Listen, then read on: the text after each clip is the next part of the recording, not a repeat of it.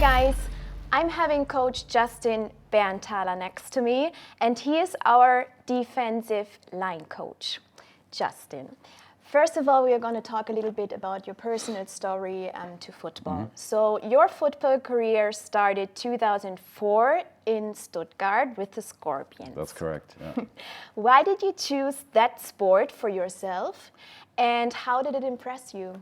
Honestly, I was at that age. I tried a lot of different sports. I obviously played soccer, like every kid in Germany, I think, at some point played soccer. And I just went through a couple of different sports, but I wasn't very satisfied, and I didn't like it.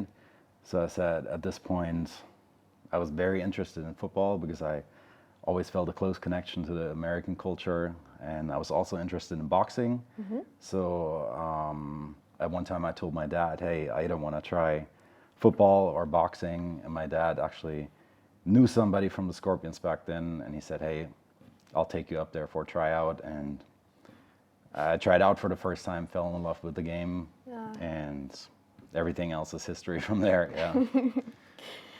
Since you started playing football, you've been going up fast. 2008, you became European champion with the German national junior team. And after that, you crossed the Atlantic Ocean to go to a college in LA. What was your age at that time? When I played for the national team, I was 18, and when I decided to go to the States, I think I was 19 years old, yeah. 19. So wasn't it hard for like a 19-year-old to do that big step and go to LA and without your friends and family? Yeah. I mean, yeah, you would think it's hard, but for me it was my biggest dream to play college football, and back then it was a little bit tougher to actually, accomplish that. So it was a win-win situation for me. I actually moved there with my family. My wife is from there, and my son was born in California.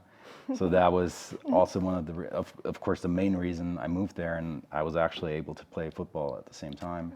So for me, it was a win-win situation. Yeah. So in LA, you worked pretty hard and made it to the starting lineup for the first college game and season. Do you still remember the feeling at this time? Yes, of course, obviously. Well, in addition to that, you have to know it was my dream to play college football, but at this time it was very difficult to be recruited out of Germany. I wasn't the first guy. Obviously, there were people before me, but for me, I wasn't recognized or anything. Nobody knew my name in the States, so I actually went the hard way and went to a junior college where you have to prove yourself, and you can play there for 2 years and make a name for yourself, and then you can actually get recruited by universities or bigger colleges, which ended up happening for my success. And but yeah, back to your question, it was amazing back then because the first time I walked on the campus on my junior college, I told them, hey, I want to try out for the team. I live in Germany, and they were like, okay, so see you at some time. I can imagine. And so they weren't taking me serious until I came back and put on the pads for the first time, and I said, hey, this guy can actually play football, and I spent some time there and improved myself, and ended up having a lot of success there, and it was great. Yeah. In the second year of college, you became one of the top 3 defensive linemen nationwide. How was that? Yes, it was great. You're actually talking. I was not the top player, but the top recruit at this position, or one of the top recruits. And in addition to that, so that was actually, it was a junior college, and for me that was only, a step in between to reach my goal, which was to play at the highest college in a Division I college. So I had to go through that step, in order to be recruited, because back then it was very difficult to be a German player and be recruited straight out of Germany. Yeah. So that was a step I had to take back then. But it was amazing. The first year I went, I went to that college, or the first time I showed up on campus, I told them, hey, I play football and I want to prove myself, you know, and I want to become a part of the team. And the coaches were just laughing at each other because they said, oh, this German guy, like, do they play football in Germany? And I was like, yeah. But they weren't taking me serious. But then when the first practice came and I stepped on the field, I was able to prove myself, and they started recognizing me and they said, hey, this guy can actually play ball, and you know, maybe we got a good one there. And yeah, so back to your question, the second year I was recruited pretty good, and they rated me, I think, second best player in the nation on that position. That helped me a lot, obviously, reaching my goal to play at a Division I college. So that was a big step in my career to reach my ultimate goal. Yeah, and like you just said, you made it to the Division I teams, and you played for the University of Wyoming, which is the highest level of college football. Yeah, how have your experiences been back there? Oh, amazing. Amazing, everything I could have ever dreamed of. It was, you know, if I look back, it was such a huge dream of mine to make it back then. And if I look back, it's when I still lived in Germany, it was unthinkable, you know. So it was amazing the first time I stepped on campus at the University of Wyoming, and you know, I got to experience everything, how it is, how you're actually treated as a professional. Everything is professional in every aspect, whether it's the school, the team, the traveling, the fans. It's just, it's unreal almost, you know, at 19, 20 years old. Wow. But it's been an incredible experience, from, you know, just going through all the different motions around the team, and stepping on the field for the first time, playing in front of 100,000 people, and just, you know, living the dream of a collegiate football player. It was amazing. Yeah. Wasn't there a chance for you to play in the NFL? Oh yeah, of course.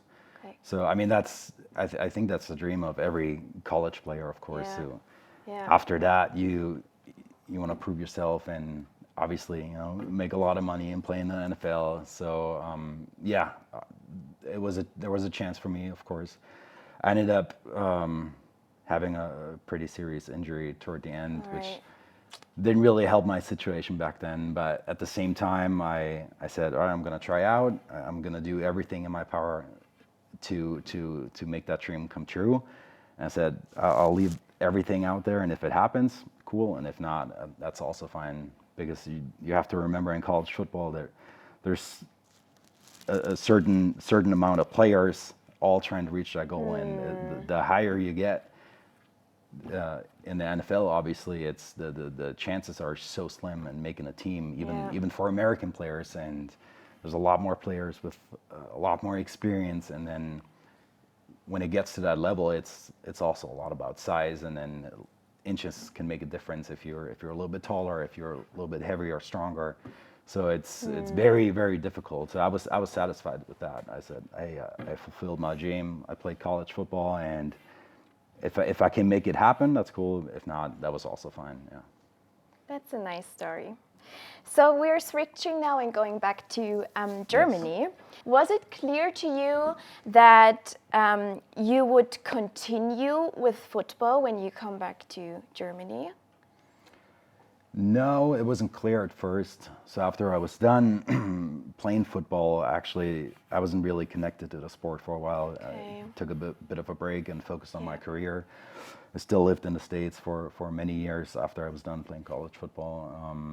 So I kind of shifted my focus towards something else, which was fine. But I think for any player that really really plays the game with intent and loves the game of football, I don't think there's a chance that you never have any connection with the game, even after you're done playing. So for me, coaching wasn't the first. That wasn't my first, way of staying connected with the game. But I think ultimately when I came back, and obviously I still had a lot of relationships here in Germany and old players and coaches and teammates I knew, so they kind of try to get me to help out in the team, and that's how I got reconnected with the game. And I think it's a great opportunity for a player to switch from the player position into the coaching position by passing on some of that experience I've gained. And so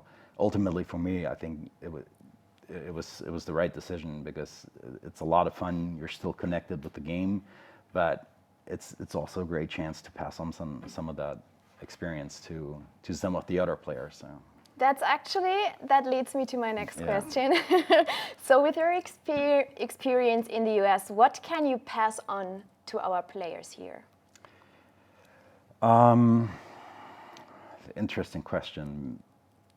I think it's, when I look back at some of the teams I've played for in Germany or I've seen, they always ask people like, how can we do this better in practice? How can we prepare different for a game?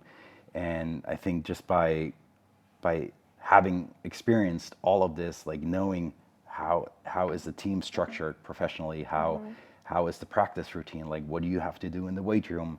There's so many aspects that come into play when it comes to playing at this level.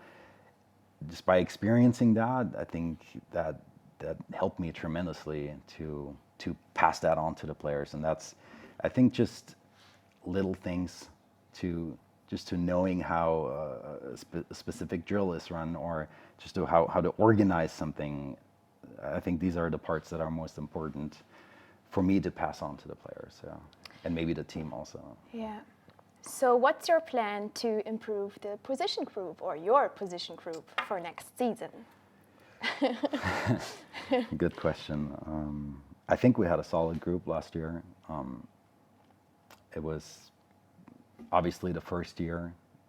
Nobody really knew what to expect back then, and obviously we couldn't really choose a lot of players, so everything kind of came together on its own. Okay. So it was sort of, we'll work with what we have available right now. We can't import, five guys for my position group. There wasn't a budget, and there also wasn't the time to manage all of that. But I was fortunate enough to have a really, really great group of guys, and for me, that was the important time for me, because I had a lot of guys with a lot of potential, but they needed some sharpening. There were a lot of diamonds in the rough. And I think that's when my experience really helped out, because I was able to teach them techniques and things I've learned that weren't maybe so, I don't know, that they just didn't know how it's taught maybe this way. So I was able to teach them and coach them up in these things, and they all improved so much. It was amazing to see, actually. To see them progress from the start toward the end of the season. And for me, I want to capitalize on that. I think we had a really good group of guys, and I think for next year, now they know what to expect, and obviously we're going to make some changes and maybe some additions. So yeah, but I want to build on that, what we've worked for so far, and then make improvements, and just letting the guys know, like, this is where you have to work on. And now they all know what to expect, what I expect out of them, but also the work they have to put in for next year. And I think we have something really good going for next year. Yeah. Yeah, I'm wishing you all the best for you. the next season, Thank you. and thank you for your time today. Thank you for your time. Yeah.